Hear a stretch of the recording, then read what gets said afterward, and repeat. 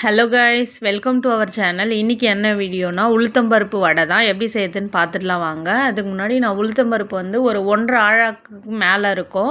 நான் அதுக்கு வந்து ஒரு கைப்பிடி பச்சரிசி போட்டிருக்கேன். பச்சரிசி போட்டு நல்லா கழுவிட்டு ஒரு 1.5லேருந்து 2 மணி நேரம் ஊற வச்சு எடுத்துக்கோங்க. ஊற வச்சுட்டு தண்ணி நல்லா ட்ரை பண்ணி இதே மாதிரி கிரைண்டரில் போட்டு ஆட்டி எடுத்துக்கோங்க. ரொம்ப தண்ணி விட்டுலாம் அரைச்சிட வேணாம், லேசாக தண்ணி தெளிச்சிட்டு அரைங்க. அந்த மாதிரி நம்ம தண்ணி தெளித்து அரைக்கும் போது பருப்பு நல்லா நம்ம வடை பதத்துக்கு நல்லா கெட்டியாகி நல்லா வரும். அப்போ நம்ம வடை வந்து எண்ணெய்லாம் இழுக்காது. அதோட டெக்ஸ்சர் எல்லாமே மொறுன்னு உள்ளே சாஃப்டாக அப்படி நல்லா இருக்கும் சாப்பிட்றதுக்கும். அதனால் முடிஞ்ச வரல கெட்டியாக ஆட்டி எடுத்துக்கோங்க. அவ்வளோதான், நல்லா மசிஞ்சிடுச்சு. இப்போ நம்ம வந்து இதை வந்து எடுத்துக்கலாம். எல்லாமே இதே மாதிரி மாவு இருந்துச்சு அப்படின்னா வடை உங்களுக்கு நல்லாயிருக்கும். வடைக்கு அரைக்கும் போது இந்த மாதிரி அரைச்சிக்கோங்க. இதில் வந்து கொஞ்சமாக மிளகு, கொஞ்சம் சீரகம், இந்த ஸ்டேஜில் கல்லுப்பு ஆட் பண்ணிக்கோங்க. தேவையான அளவு கல்லுப்பு, கொஞ்சம் பெருங்காயம்.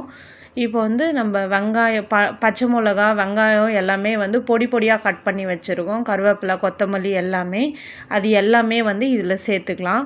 எல்லாத்தையும் சேர்த்து நல்லா ஒன்றா பிசைஞ்சு எடுத்துக்கோங்க. உப்பு தேவையான அளவு உங்களுக்கு பார்த்துட்டு வேணும்னா கூட நீங்கள் போட்டுக்கலாம். நான் காரத்துக்கு ஏற்ப பச்சை மிளகாய் எடுத்துருக்கேன். உங்களுக்கு இன்னும் காரம் வேணும்னாலும் நீங்கள் ஆட் பண்ணிக்கலாம். அவ்வளோதான், நல்லா மிக்ஸ் பண்ணி எடுத்துக்கோங்க. இப்போ ஸ்டவ் ஆன் பண்ணி ஒரு கடாய் வச்சு வடை பொரிக்கிறதுக்கு தேவையான அளவு எண்ணெய் ஊற்றிக்கோங்க. எண்ணெய் ஊற்றி எண்ணெய் நல்லா சூடேறட்டும். சூடேறதுக்கப்புறம் கையை இந்த மாதிரி தொட்டுட்டு மாவு எடுத்து நல்லா உருண்டை பண்ணி எடுத்துக்கோங்க. நம்ம தண்ணியில் கையை தொட்டுறதுனால வடை நம்ம கையில் ஒட்டாது. நீங்கள் பயப்படாமல் செய்யலாம். அவ்வளோதான், எண்ணெய் காஞ்சதுக்கப்புறம் ஒரு வடையாக இந்த மாதிரி போட்டு எடுத்துக்கோங்க. கையில் நல்லா உருட்டிட்டு இதே மாதிரி ஓட்டை போட்டு எண்ணெயில் போட்டுருங்க. அவ்வளோதான், நம்ம ஈஸியாக கடையில் செய்கிற மாதிரியே ஒரு வடை நம்ம வீட்லேயும் ரெடி ஆயிடுச்சு. இதை வந்து ரொம்பவும் ஹை ஃப்ளேமில் இல்லாமல் ரொம்பவும் கம்மியாக இல்லாமல் ஒரு மீடியம் ஃப்ளேமில் வச்சே எடுங்க. ஏன்னா அப்போ உள்ளே தான் நல்லா வெந்து நம்மளுக்கு பொறுன்னு கிடைக்கும். இந்த வடையில் வந்து வடை குழம்பும் செஞ்சுருக்கோம். அதோட வீடியோ வேணும்னாலும் நம்மளோட சேனலில் இருக்குது, நீங்கள் போயிட்டு பாருங்கள். அவ்வளோதான், நம்ம வடை வந்து நல்லா ப்ரௌனாக உள்ளே சாஃப்டாக மேலே கிறிஸ்பாக சூப்பராக வடை ரெடி ஆயிடுச்சு. நம்ம சேனல் பிடிச்சிருந்துச்சி அப்படின்னா லைக் பண்ணி சப்ஸ்கிரைப் பண்ணிக்கோங்க.